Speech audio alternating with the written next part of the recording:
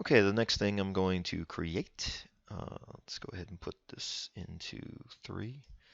I'm going to create these strut supports, support the upper and lower sections of this.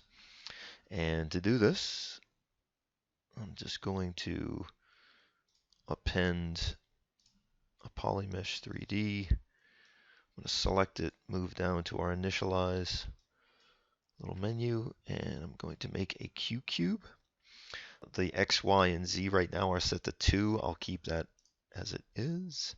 Or we could just go into solo mode so we can see it all by itself. And I can start to shape this.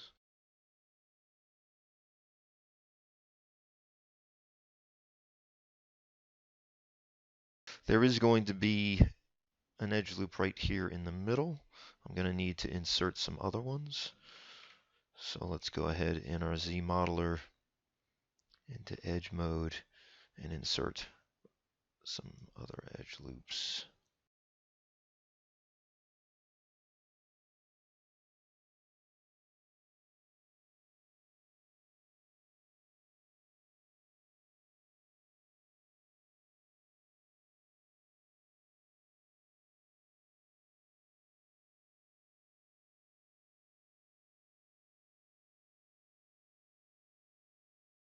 Let's go ahead and insert one more edge loop there to handle that turn.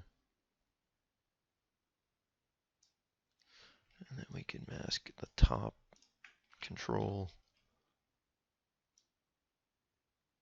So symmetry not as necessary as just can mask that. Take a look at what we've got going on here. I'm going to go ahead and delete this with Alt. I'll go ahead and scale this inwards.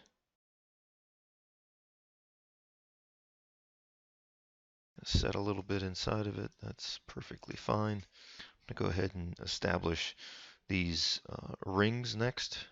Go ahead and insert that Nuka core object again.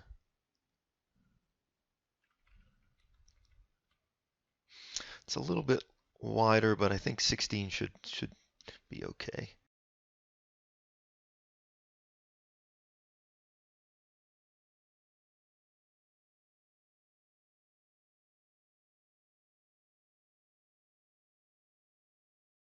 And again, with something like this, you're going to see the perspective changing this. So just, go with something that's towards the front to keep things lined up.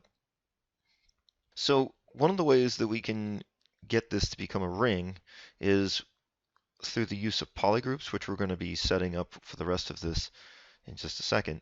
But the way that we would do this is we would set up Y symmetry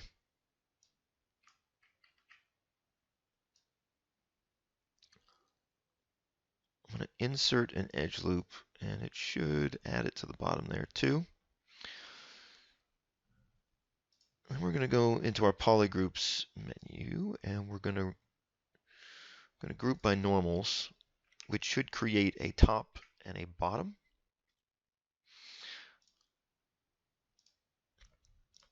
I'm going to hold Shift and Control select and then select again. It'll have this, and then I'm going to hold Shift, Control, and X, and it'll add the next adjacent set of geometry there. Now it looks like, okay, it looks like the top and the bottom have become separate polygroups. So I'm going to click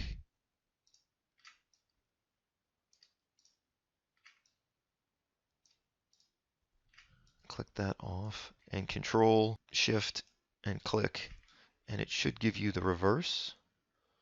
So let's make these group visible. So that's one polygroup. So we're going to select, so we just have that outer ring, and then Shift, Control, and X, and it'll select the next set of faces in there, and then we can just group that.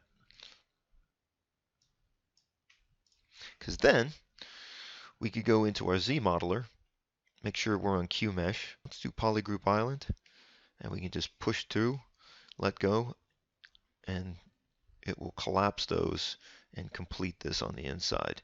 And even if you want to, you can Alt and select that edge loop, Alt and delete it.